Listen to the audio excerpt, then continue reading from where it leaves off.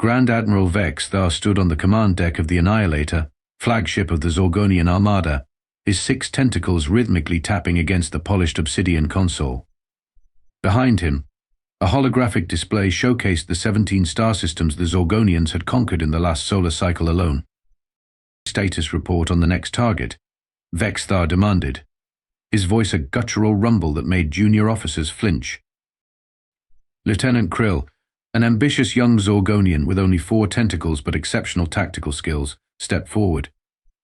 Grand Admiral, we've identified a previously uncatalogued system on the outer rim.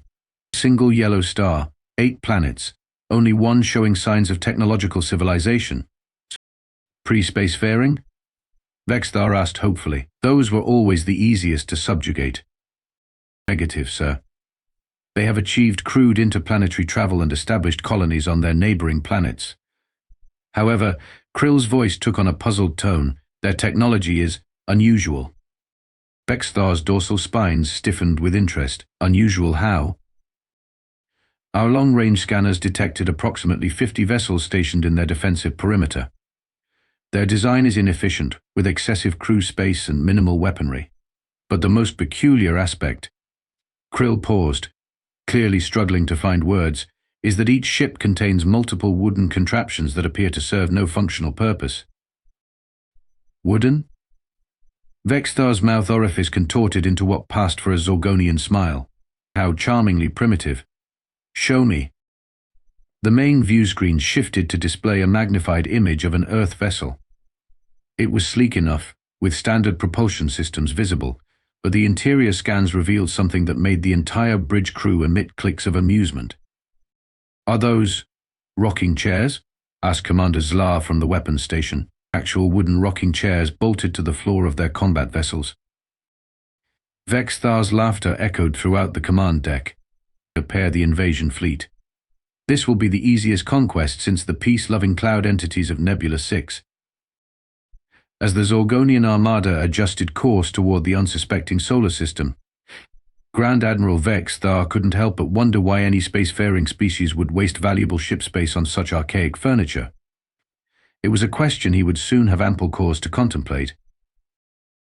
Captain Jack Reynolds of the Earth Defense Force sat in his command chair, or more accurately, his command rocking chair aboard the flagship Resilient. At 42, Reynolds had the weathered face of someone who'd spent too much time staring at stars and not enough time sleeping. His perpetual 5 o'clock shadow and the ever-present coffee mug in his hand completed the image of a man who had long since abandoned military formality in favor of practical comfort. Status report. Commander Cooper, Reynolds called out, gently rocking back and forth, his movements synchronized with the subtle hum of the ship's quantum drive. Commander Olivia Cooper, second in command and the only person aboard who could match Reynolds' coffee for coffee, checked her display. All 50 ships report optimal rocking synchronization, Captain. Quantum field integrity at 98%. Reynolds nodded, taking a sip from his mug emblazoned with "May the Mass X acceleration be with you." 30 years ago, humans had made the most peculiar discovery in the history of space travel. Dr. A.T. Elena Koslov, working on quantum entanglement experiments, had accidentally discovered that rhythmic oscillation at specific frequencies could create micro-tears in the fabric of spacetime. These tears, when properly controlled, allowed for faster-than-light travel. The mechanism was unexpectedly simple. Rocking chairs, calibrated to specific frequencies and operated by human pilots who could intuitively adjust to quantum fluctuations in ways no computer could replicate. Attempts to mechanize the process had failed spectacularly. There was something about the human vestibular system, the sense of balance, that made the connection work. Lieutenant Garcia, how's our chair calibration looking? Reynolds asked, continuing his steady rocking.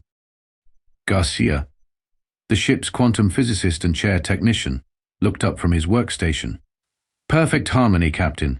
All chairs across the fleet are synchronized to within 0.0003 Hz. Reynolds nodded with satisfaction. The chairs looked ridiculously out of place on a spaceship hand-crafted wooden rocking chairs, each one custom-fitted to its operator, bolted to the floor, but with enough freedom to rock at the precise frequency needed for quantum field generation.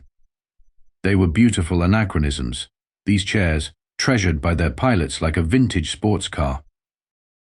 "Captain," came the voice of Communications Officer Patel, "long-range sensors are picking up a large fleet approaching from the Cygnus direction. Not one of ours." Reynolds' rocking didn't falter, but his expression hardened. "First contact scenario. Alert all ships. Maintain quantum field integrity, but hold position." As the alert status changed across the fleet, Reynolds couldn't help a small smile. Every first contact scenario had the same moment of confusion when the aliens saw the chairs. It had become something of an inside joke among Earth's fleet, watching advanced civilizations try to comprehend why humanity's most advanced spaceships came equipped with furniture more suited to a front porch in rural Kentucky.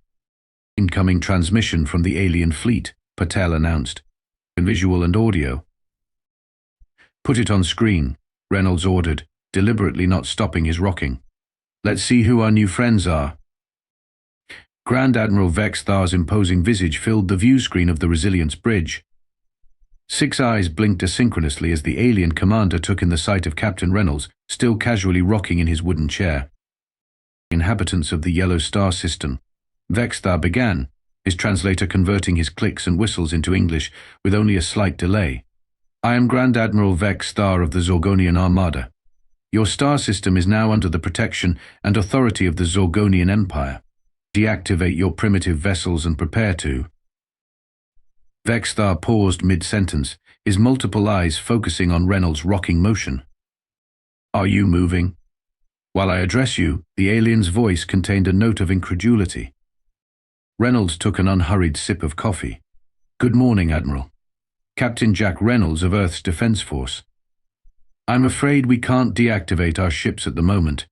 We're rather attached to our solar system, and protection sounds suspiciously like invasion to my ear." All the while, Reynolds continued his steady rocking, as did every other chair operator visible on the bridge. Vex'thar's tentacles writhed with what Reynolds guessed was irritation. "You dare refuse? Our Armada has conquered 17 star systems in the past cycle alone. Your technology is laughably primitive. Those wooden contraptions you sit upon, are they some form of religious observance before your destruction?"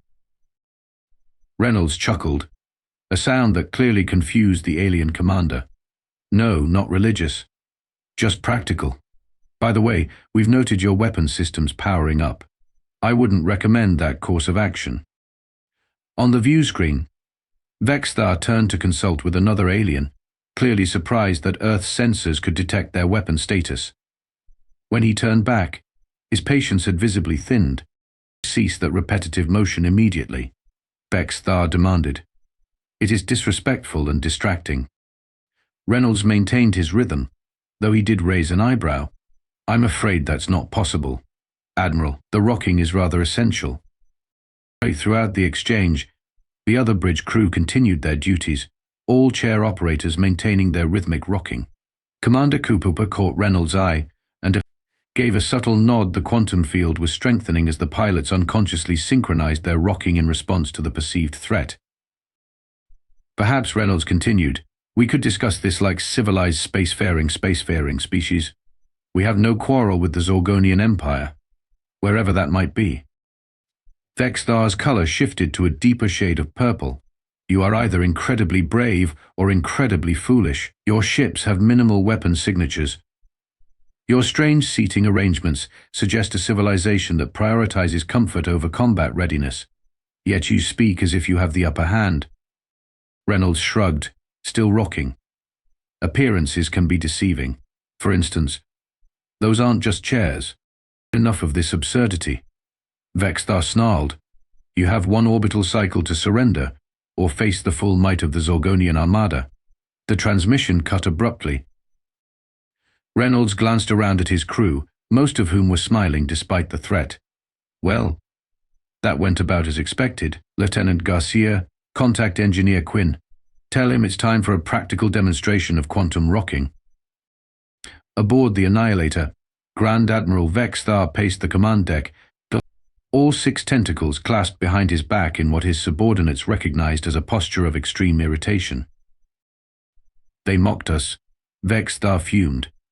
Their captain didn't even stop that ridiculous rocking motion during a formal surrender demand. Lieutenant Krill approached cautiously, tactical displays hovering above his datapad. Grand Admiral, I've completed the analysis of Earth's fleet. Their weapons are minimal, primarily defensive systems with limited range. Their hull material is significantly less durable than our quantum-reinforced armor. By all measurable metrics, we outclass them by a factor of at least 20. Then explain, Vex'thar hissed, why their captain showed no fear. The Commander Zlar joined the conversation. Psychological warfare, perhaps, or simple ignorance of their impending doom. There's something we're missing, Vex'thar insisted. It was rocking chairs. Why would they waste valuable ship space on such furniture unless it serves some purpose? Perhaps they're simply a comfort-focused species, suggested Krill. Our intelligence indicates humans require regular rest periods and are susceptible to motion sickness in space. The rocking motion might help stabilize their inner equilibrium organs. Vex'thar considered this. A species so fragile they need comforting furniture to travel through space doesn't conquer 2 planets and establish a defensive fleet. No, there's more to this. Back on the Resilient, Engineer Milo Quinn floated through the engine room in zero gravity, making final adjustments to the quantum field generators. Quinn was in his element, surrounded by the technology he'd helped develop, a wiry man with perpetually ink-stained hands and a mind that worked as fast as his mouth. Captain, Quinn said through the comlink, I've boosted the quantum field synchronization. When those chairs start rocking in battle mode, we'll be able to tear holes in spacetime big enough to drive a moon through. Good work, Milo, Reynolds replied. Will the new calibrations hold? Should do, Quinn said, tightening a connection. The beauty of our system is its simplicity.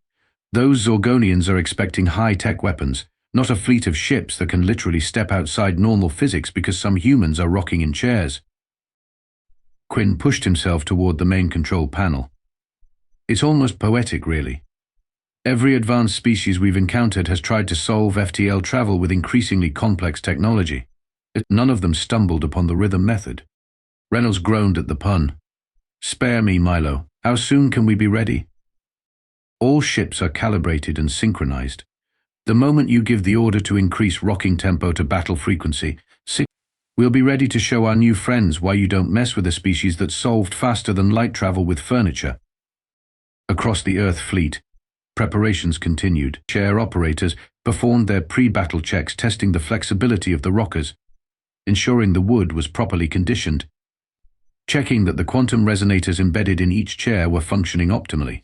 To an outside observer, it looked like 50 ships full of humans obsessively fussing over antique furniture rather than preparing for battle. Vex'thar observed all this through long-range scanners. They're not even charging weapons, he said incredulously. Instead, they're maintaining their chairs. It makes no tactical sense. Zlar agreed. The behavior contradicts all known combat doctrine. Which means, Vex'thar said slowly, either they're fools, or they know something we don't. He straightened to his full height, to prepare all weapons. We attack in 1 hour. I want those ships disabled, not destroyed. I need to know what purpose those chairs serve. As the Zorgonian fleet prepared for battle, neither side fully appreciated the absurdity of the situation. An advanced alien armada genuinely concerned about the strategic importance of wooden rocking chairs. The Zorgonian attack began precisely as expected, a coordinated barrage designed to disable Earth's fleet without destroying it. Energy weapons lanced across space, striking the human vessels with surgical precision. Shields holding at 82%, Commander Cooper reported calmly, her rocking chair maintaining the same steady rhythm. Minor damage to outer hull plating on decks 3 through 7. On the view screen, Reynolds watched the Zorgonian fleet execute a textbook encirclement maneuver. For all their arrogance, they were undeniably skilled tacticians. They're targeting our propulsion systems, Lieutenant Garcia observed. Standard disabling protocol. Reynolds nodded, taking a final sip of coffee before setting the mug in its holder. Right on schedule. All ships, prepare for quantum rocking. Synchronize to my mark in 3, 2, 1 now. Across the fleet, 50 rocking chairs simultaneously increased their tempo. What had been a gentle, almost meditative rocking motion transformed into a more deliberate, forceful rhythm. The quantum field generators throughout the ships began to emit a harmonic resonance that seemed to make the very fabric of space vibrate sympathetically. On the Annihilator, Lieutenant Krill monitored the battle with growing satisfaction. "The Earth vessels are disabled, Grand Admiral. Their conventional engines are offline and wait." He paused, staring at his console in confusion. "I'm detecting unusual energy readings from all human ships." "What kind of readings?" Vex'thar demanded. "Unknown. The energy signature doesn't match any known technology." It's almost as if Krill never finished his sentence. Before the stunned eyes of the Zorgonian fleet, the Earth vessels simply vanished, leaving behind only brief distortions in spacetime like ripples on a pond. "Where did they go?" Vex'thar roared, full sensor sweep. "They're nowhere, sir," Ziar replied, bewildered. "One moment they were there, the next." Alarms blared across the Annihilator as 3 Earth ships suddenly appeared directly above the Zorgonian flagship. They hadn't used conventional propulsion, they had simply ceased to exist in one location and reappeared in another. "Impossible," whispered Vex'thar. Inside the Resilient, Reynolds and his crew rocked their chairs at battle tempo, the motion creating precisely calibrated quantum resonances that allowed their ships to slip between the very folds of spacetime. "Position confirmed," Cooper announced. 3 ships in attack position Alpha. Remainder of the fleet repositioning for secondary approach. "Target their weapons systems only," Reynolds ordered. "Minimal casualties. Maximum confusion." The Earth ships fired their modest weapons with devastating precision, not through superior firepower but through the unprecedented tactical advantage of being able to appear literally anywhere around the enemy fleet. On the Annihilator's bridge, chaos reigned. "They're behind us now," Krill shouted as more Earth vessels blinked into existence in positions that should have been impossible to reach without being detected en route. "How are they doing this?" Vex'thar demanded of no one in particular. "No propulsion system can." Suddenly, understanding dawned on the Grand Admiral's face. "The chairs," he said softly. "Those ridiculous wooden chairs." Within 20 minutes, the battle was over. The Zorgonian fleet, despite its superior firepower and numbers, was effectively neutralized, weapons systems disabled, engines compromised, communications disrupted. Not through overwhelming force, but through the ability of Earth's ships to literally sidestep conventional physics. Grand Admiral Vex'thar stood on the bridge of the Resilient, now a guest rather than a conqueror, watching with fascinated horror as Captain Reynolds continued to rock in his wooden chair. "So let me understand," Vex'thar said slowly. "Your species discovered that rhythmic motion at specific frequencies, when combined with your unique neurological makeup and these quantum resonators, creates temporary ruptures in spacetime." Reynolds nodded, his rocking now back to its casual, unhurried pace. "Dr. Koslov stumbled upon it while trying to cure her grandmother's insomnia, if you can believe it. The old woman had a rocking chair next to a quantum physics experiment. Your accident. But it changed everything." Engineer Quinn, unable to contain himself any longer, jumped into the explanation. "The human vestibular system turns out to be uniquely attuned to quantum fluctuations when in a state of rhythmic motion. We tried to automate it. But there's something about the human sense of balance that computers can't replicate. The chair is just a tool, it's the human operator that makes the magic happen." Vex'thar's tentacles twisted in what might have been embarrassment. "In 17 conquered systems, we never encountered anything like this. All advanced civilizations we've studied pursue similar technological paths: bigger weapons, stronger shields, faster conventional engines. And that's why you keep losing to species with wooden furniture," Reynolds said with a grin. "You're looking for technology that looks impressive, not technology that works." Quinn nodded enthusiastically. "We call it the quantum rocking effect. At rest we use it for FTL travel. But at battle tempo we can create controlled spatial displacements, essentially stepping outside normal space and reappearing anywhere within a defined range." "Like a child's game of hide and seek," Vex'thar mused, "but played with warships and the fabric of reality itself." Something like that. Reynolds agreed. Now, about your fleet. We've disabled your weapons and communications temporarily, but no permanent damage was done. We're prepared to offer terms. Vex'thar straightened, dignity partially restored. The Zorgonian Empire does not surrender. We're not asking for surrender, Reynolds clarified. We're offering an alliance. Knowledge exchange, cultural diplomacy. The usual peaceful spacefaring civilization stuff. And if we refuse? Reynolds shrugged, still rocking.